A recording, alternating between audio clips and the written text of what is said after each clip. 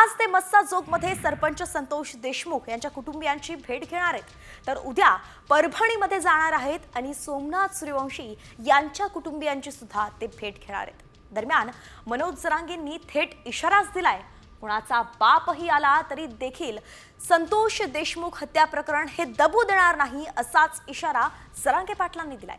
शिवाय 28 डिसेंबरला बीडमध्ये होणाऱ्या सर्वपक्षीय मोर्चामध्ये सहभागी होण्याचं आवाहन सुद्धा त्यांनी राज्यभरातील नागरिकांना केलंय।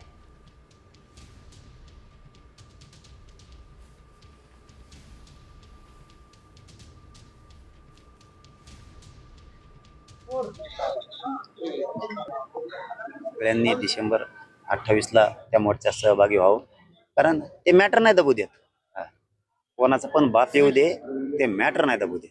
त्या मोर्चामध्ये आपण सहभागी होतो ना, नेता भेटा थोडाच नेता थोडं त्या कुटुंबाला न्याय मिळेपर्यंत मी हटत नाही आणि हटणार सुद्धा, कधीच हटणार।